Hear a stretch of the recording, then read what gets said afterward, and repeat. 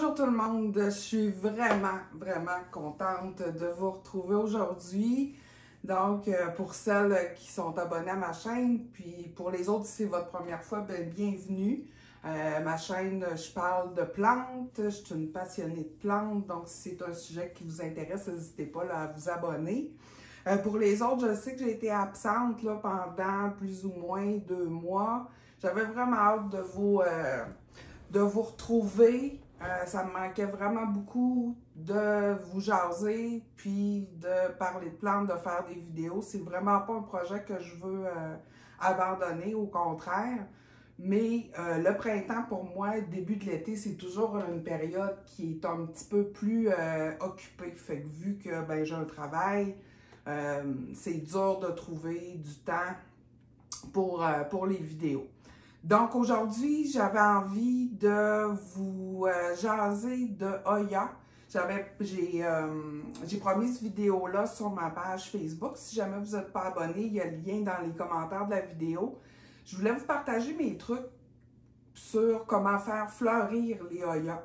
Présentement, là, mes Hoya, depuis au moins un mois et demi, si ce n'est pas 2 mois, là, sont la plupart constamment en fleurs. Comme là, ici, j'ai ma carnosa.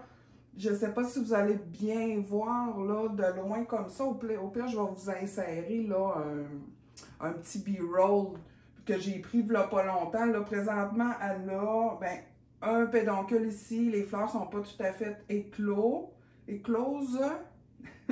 Puis elle a 3 autres floraisons, mais voilà même pas une semaine ou 2, là, elle en avait, je pense, 7 en même temps. Là, elle était vraiment en feu. Puis je vous insérerai d'autres B-roll. J'ai entre autres ma Compacta qui a, là vous la voyez pas, qui a fleuri. J'ai aussi ma Wayeti ici, que là présentement elle n'est plus en fleurs, mais elle m'a fait plusieurs floraisons dans les derniers temps. Ensuite, j'ai ma Densifolia que je vous ai partagée là, sur ma page Facebook justement cette semaine. J'ai ma Pubicalix Splash qui est en train de... Les fleurs sont sur le point d'ouvrir. En tout cas, somme toute, plusieurs de mes Hoya sont en fleurs. Fait que je voulais vous partager mes trucs. Je crois avoir acquis là, quand même une bonne expertise avec les Hoya. C'est-tu ma variété de plantes préférée? C'est sûr que vous savez que j'aime beaucoup les anthuriums, mais disons que les Hoya et les anthuriums là, sont peut-être Hoya est un petit peu plus au top, mais c'est vraiment une variété de plantes là, que j'adore. Fait que là, je me suis fait un petit plan de match. Là. Tout d'abord, la base, je trouve, est un bon terreau. Je crois que c'est important d'avoir un bon terreau qui est drainant. Ça, j'en ai déjà parlé. J'avais déjà fait une précédente vidéo sur les soins généraux à apporter aux Hoya. Là, je me concentre vraiment plus sur les facteurs pour la floraison. Donc, un terreau bien drainant. Moi, le terreau que je vais utiliser le plus souvent, j'y vais un petit peu à l'œil, mais en gros, là, vous pourriez, si vous voulez vraiment comme une recette, vous pourriez mettre une part de terreau, plante tropicale qu'on achète. Essayez de ne pas prendre quelque chose de cheap comme les magasins à 1$ ou à acheter là, des marques plus comme, je sais pas moi, Fafard ou Promix qui font des excellents mix de base. Ensuite, une part terreau, je mets une part perlite. Ensuite, je vais aller mettre une demi-part, là je me l'ai marqué, une demi-part de terreau orchidée, là, les copeaux, une demi-part de tree fern, ça je vous j'en ai déjà parlé, ça va un petit peu remplacer là, la fibre de coco.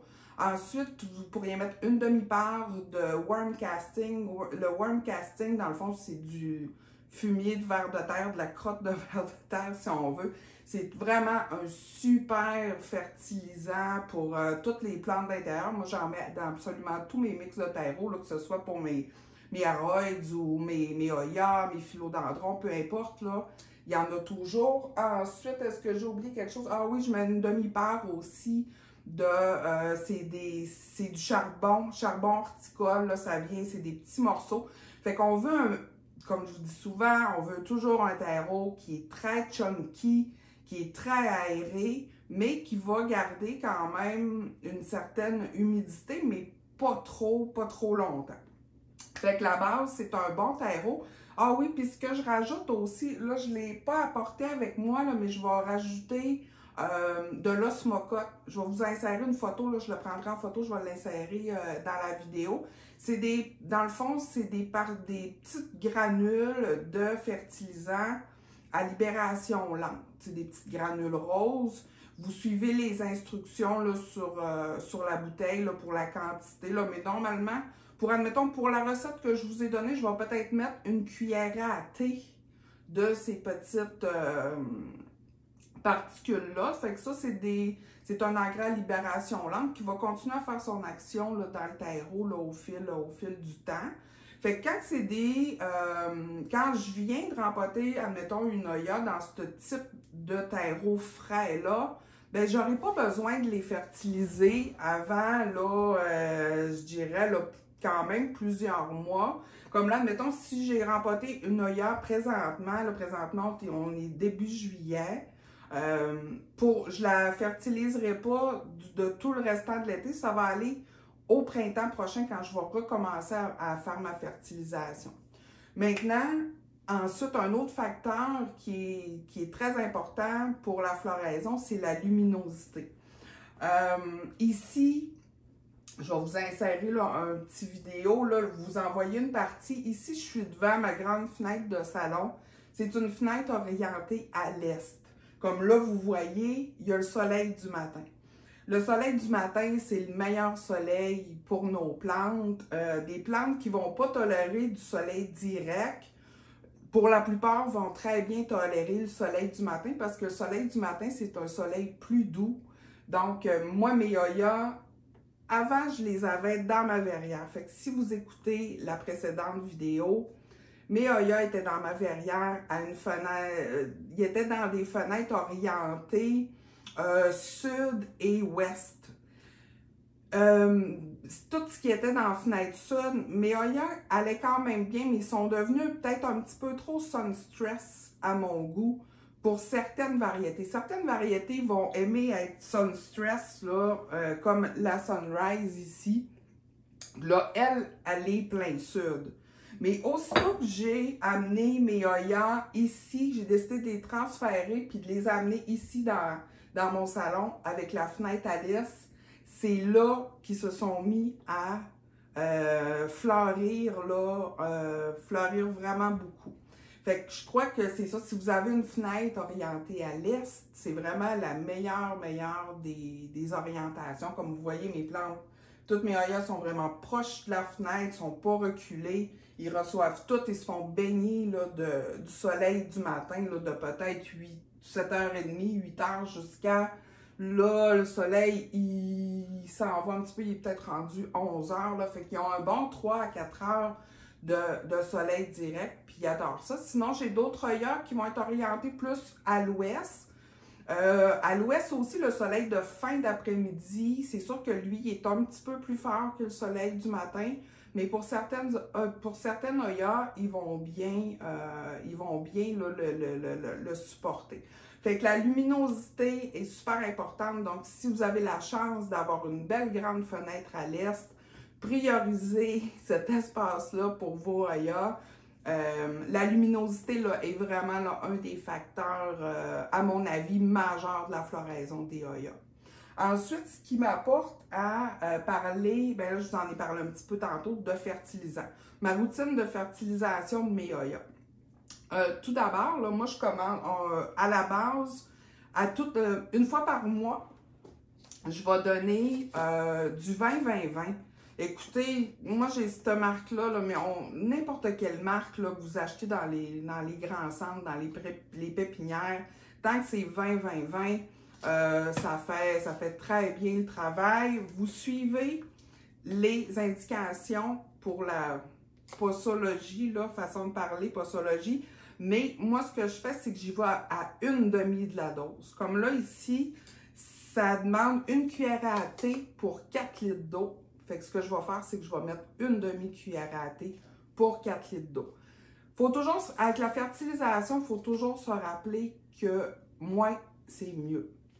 Donc, c'est pour ça que j'y vais toujours à moitié de la dose. On ne veut pas surfertiliser nos Hoya, surtout avec le 20-20-20 qui est un engrais peut-être plus agressif, entre guillemets, il pourrait brûler les racines.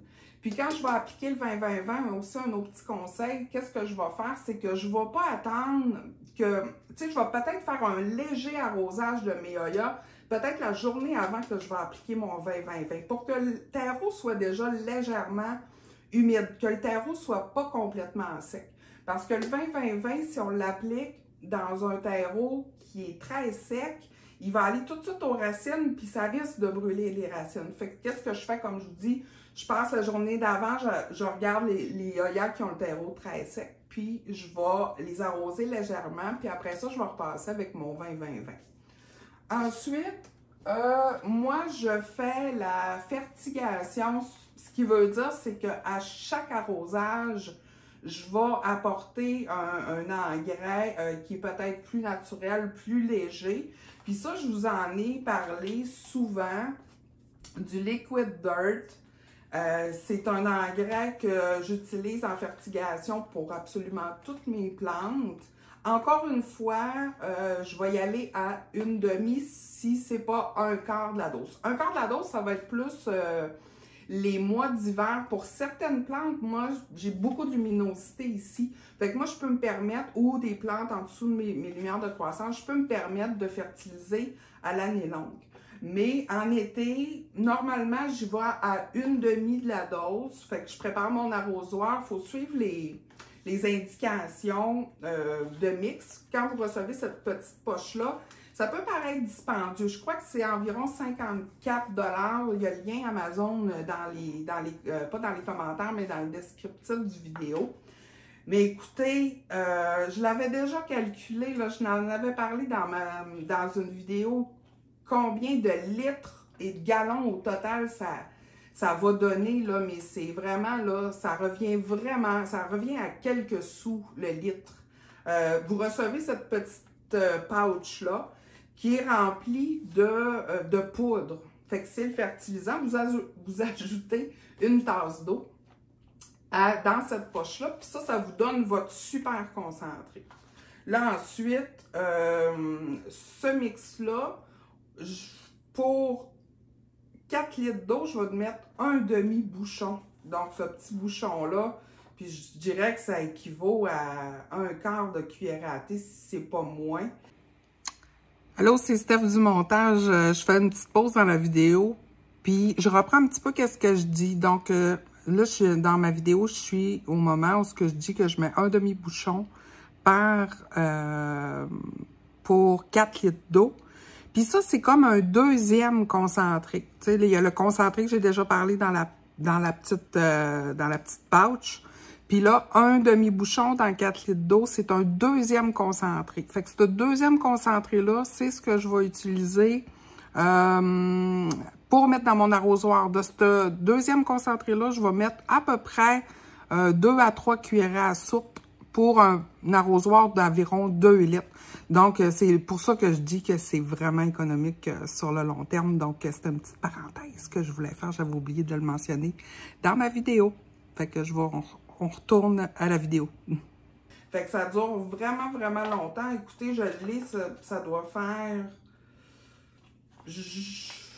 peut-être pas tout à fait un an, mais presque. Mais là, je dirais qu'il est encore là plus qu'à la moitié. Fait que ça dure vraiment longtemps, puis je l'utilise à tous les arrosages. Donc, pour mes Hoya, j'aime beaucoup le Liquid Dirt. Puis pour toutes mes plantes, ils font vraiment...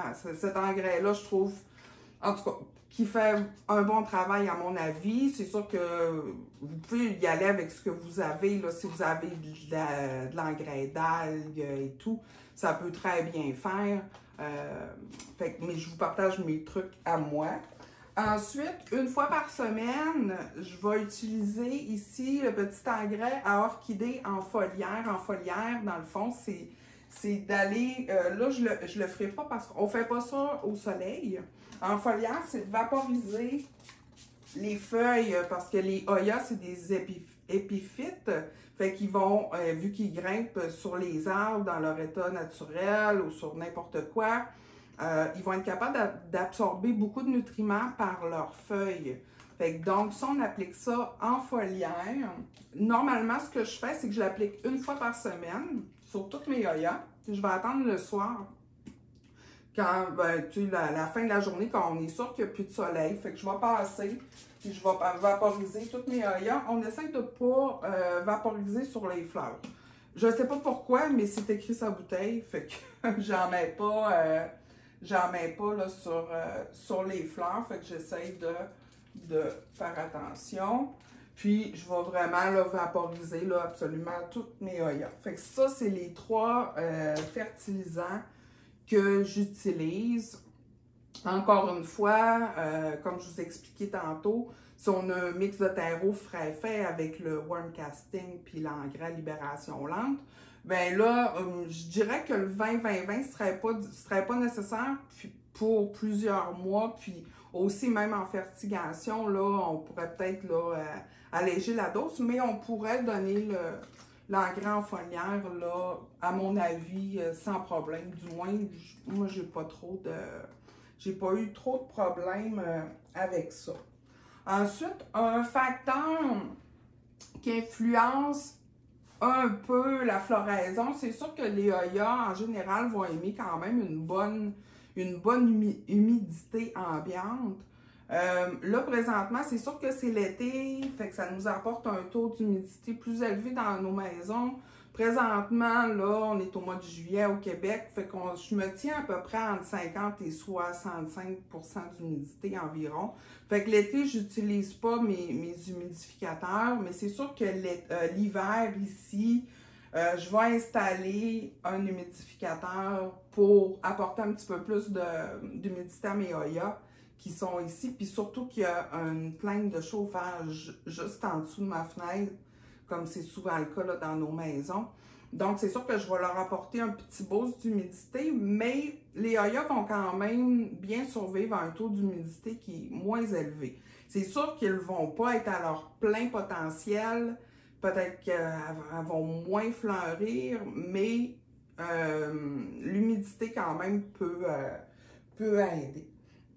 Sinon, côté arrosage, je vois, je suis sur beaucoup de groupes Facebook, puis je vois toujours des gens montrer une photo de leur Oya, que les feuilles sont toutes ratatinées, puis qui disent « Ah, qu'est-ce qui se passe avec ma Oya? Elle va pas bien et tout. » Moi, mes Oyas, là, je les arrose là, au moins une fois ou 2 par semaine en été. Ils reçoivent beaucoup de luminosité. Arrosez vos Oyas, s'il vous plaît. Les gens croient, je sais pas, c'est un mythe qui semble perdurer comme de quoi les Oyas, faut pas les arroser. Oui, il faut pas les surarroser. Il faut pas non plus que ça soit que les racines baignent dans l'eau en permanence. Mais quand on utilise un bon mix de terreau, bien drainant, quand on a une grandeur de pot appropriée, on ne mettra pas une Oya, une petite comme ça, dans un pot, ça de gros, parce que ça, je l'ai déjà expliqué, je vais le réexpliquer, c'est que notre plante, la touffe de racines, si elle fait à peu près ça de gros, puis qu'on va la mettre dans un pot où ce que là, gros comme ça, puis les racines vont avoir, ils ne seront pas capables d'aller chercher l'eau de toute cette terre qui entoure le système racinaire. Fait que là, dans ce temps-là, les racines vont rester beaucoup trop mouillées. Puis là, c'est là qu'on peut se ramasser avec de la pourriture des racines. Mais d'un autre côté, si on n'arrose pas assez nos Oyas, ça aussi, ce que ça va faire, c'est que ça va faire sécher les racines. Puis, les racines séchées, s'ils viennent à un certain point, il y a comme un point de non-retour. Les racines vont sécher complètement, ils vont mourir. Puis là, après ça, on va réarroser. Puis tout ce qui est mort, la partie de racine qui est morte, va se mettre à pourrir. Puis là, si on a encore des portions de racines qui sont saines, bien, la pourriture va monter. Puis la plante, bien, va en venir à crever carrément. Fait que les Oyas, là, de grâce, arrosez-les en été, si c'est au moins une fois ou deux par semaine. C'est sûr que là, c'est différent pour une petite Oya comme ça, dans un mini pot, en terre cuite en plus. Celle-là, là, je peux l'arroser au moins peut-être 2 fois par semaine, parfois parce qu'elle est dans ma fenêtre plein ouest, donc elle reçoit du soleil. Fait que je l'arrose au moins 2 fois par semaine. Puis, si vous voyez que vos Oyas, c'est ça, les feuilles viennent comme molles, ratatinées, c'est que vous n'avez pas assez arrosé. Dans un pot de terre cuite, ça va sécher beaucoup plus vite. Ça, c'est à garder en tête. Là, j'ai de moins en moins d'Oya en pot de terre cuite parce que justement, je trouve que ça sèche beaucoup trop vite. Je passe mon temps à arroser. J'en ai encore en terre cuite, mais progressivement, je transforme toutes mes Oyas là, en pot de plastique. Fait que c'est sûr que une petite bouture, ben une bouture, façon de parler, là, ma petite Compacta Variegata va demander plus d'eau que, admettons, une Oya plus mature, comme ça ici, qui est ma Crimson Princess. Elle, oui, je vais laisser sécher le terreau complètement entre les arrosages. Même principe. Ça aussi, la petite, je vais laisser sécher le terreau complètement entre les arrosages. Mais le temps que ce petit pot-là sèche est beaucoup plus rapide que cette grosse mature-là.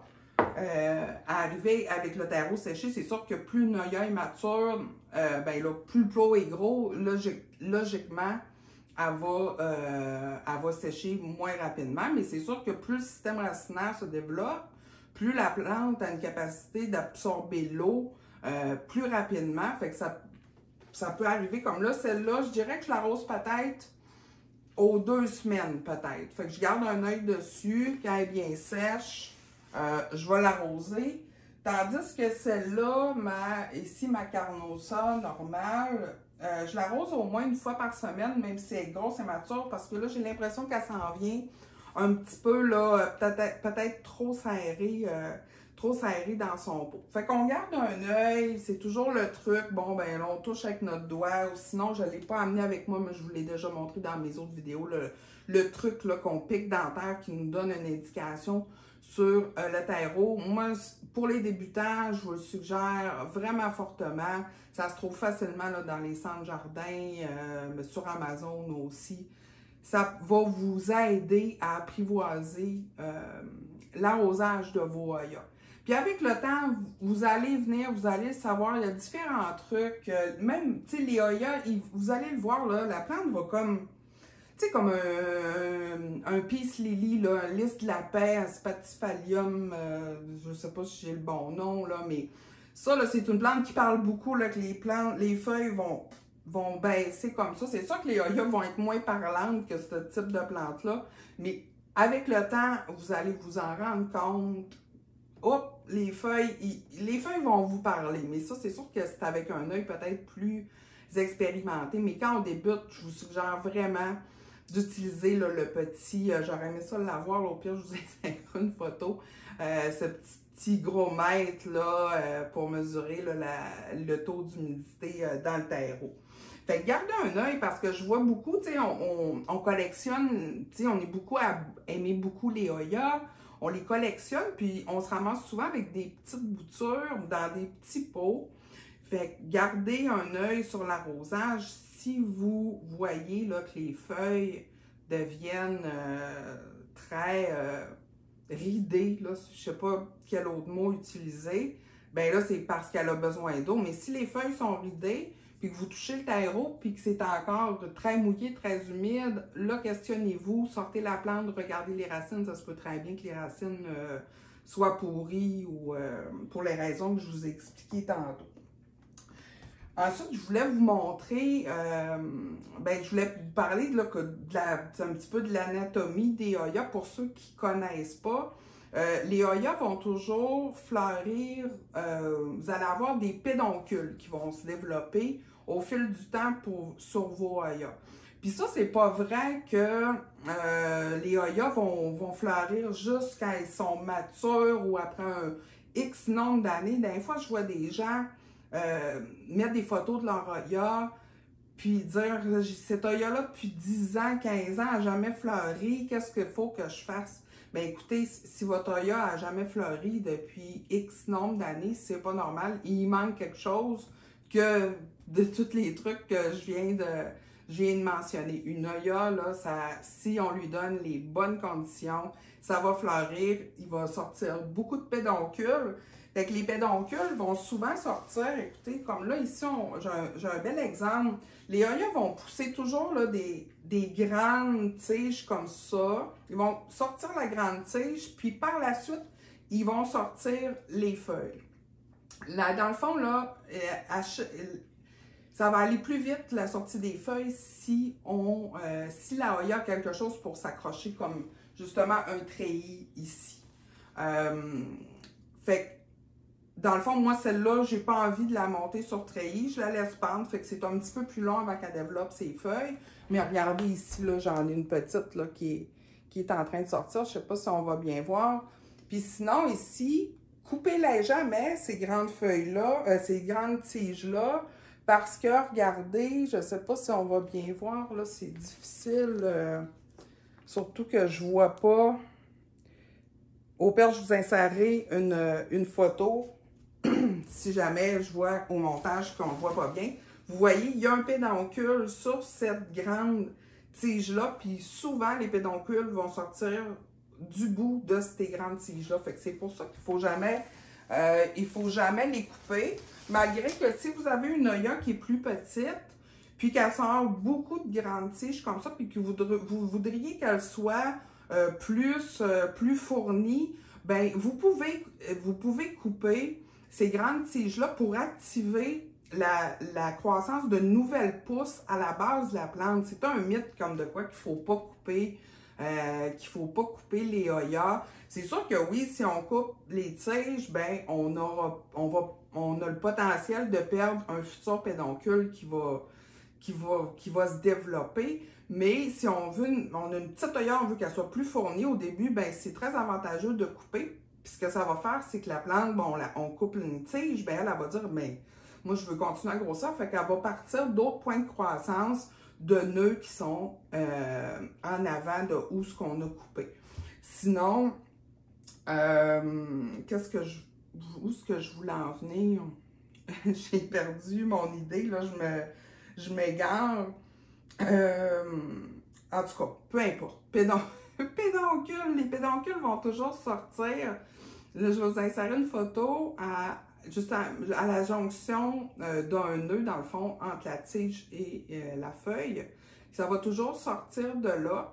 Puis les pédoncules, il faut savoir que un pédoncule a le potentiel de refleurir là, vraiment plusieurs fois. Fait qu'une fois que vous avez un premier pédoncule qui sort, une première floraison, bien, vous risquez d'avoir une troisième, quatrième, septième, huitième floraison de ce même pédoncule-là. Fait que je vous insérerai une petite photo là, pour vous montrer de quoi ça a l'air. Fait que ça, on les coupe pas. Quand notre floraison est finie, là, on ne vient pas couper parce que ça va refleurir. Fait qu'en finissant aussi, je voulais parler aussi de la grosseur des pots. Puis on entend souvent dire les Hoya, ils aiment ça être root bound. Root bound, c'est comme serré dans leur peau, là, que les racines là, soient toutes poignées. Écoutez, il n'y a pas une plante qui aime ça être tout serré dans son pot puis être root bound. Moi, mes Hoya, là, ils sont pas root bound. Je m'arrange pour... Oui, c'est sûr qu'il faut y aller, comme je vous expliquais tantôt, avec un pot qui est adapté, qui est proportionnel à la grandeur des racines. Puis je pense que ça vient peut-être de ça, ce mythe-là qui perdure dans le temps, comme de quoi qu'il faut que toutes les plantes soient root bound pour fleurir. Ça, c'est pas vrai. Surtout pour les Hoya. Moi, mes plantes, ils sont pas root bound. Je les rempote régulièrement, puis ils fleurissent. Fait que tout ça pour dire que je crois que ça vient du fait, comme je vous ai expliqué tantôt, on ne veut jamais mettre une plante dans un trop gros pot parce que le système racinaire ne sera pas capable de processer, c'est pas le bon mot, là, mais d'aller chercher toute l'eau, puis là, on peut se ramasser avec des problèmes de pourriture. Fait que, écoutez, allez-y avec un pot qui est proportionnel à, pas nécessairement au feuillage, parce qu'on peut avoir un très gros feuillage, puis se dire, ah, ben là, je vais la mettre dans un pot en conséquence, mais là, on dépote la plante pour la rempoter, puis on se rend compte que le système racinaire, surtout les Hoya n'ont pas des très gros systèmes racinaires au départ. Fait qu'on peut avoir une très belle couronne de feuilles sur le dessus, mais avoir quand même une proportion de racines là, qui est peut-être 2 fois moins grande que les par rapport au feuillage. Excusez, je commence à chercher mes mots. Donc, c'est à peu près ça. J'ai-tu oublié quelque chose? Non, je ne crois pas. Je crois que j'ai fait pas mal le tour. Je regarde mes petites notes. Non. Écoutez, je suis vraiment contente de vous avoir retrouvé aujourd'hui. J'espère que la vidéo vous a plu. Si c'est le cas, s'il vous plaît, faites-moi un petit like, mettez un commentaire. J'aime vraiment ça, interagir avec vous. Puis ça m'aide vraiment beaucoup aussi dans la visibilité de ma chaîne. J'aimerais ça qu'elle grossisse. Fait que plus vous interagissez avec ma chaîne, mes vidéos, puis plus l'algorithme de YouTube va suggérer mes vidéos à d'autres passionnés de plantes. Écoutez, là, je crois en avoir dit assez. Je voulais peut-être vous faire peut-être un plant tour, mais vraiment des Hoya spécifiques, puis vous parler peut-être, parce que chaque Hoya a quand même des petites particularités en frais d'entretien. Fait que dites-moi là dans les commentaires si jamais c'est quelque chose qui vous intéresse. Je pourrais vous faire un petit plant tour Hoya spécial. Puis pour chaque variété, là, je pourrais vous dire les soins qui vont avec ces différentes Hoya. Là, j'en ai à peu près, je crois, une 25 variétés d'Hoya différentes. Donc, écoutez, merci beaucoup d'être là, de continuer d'être là. Fait qu'on se dit à très bientôt. Bye bye!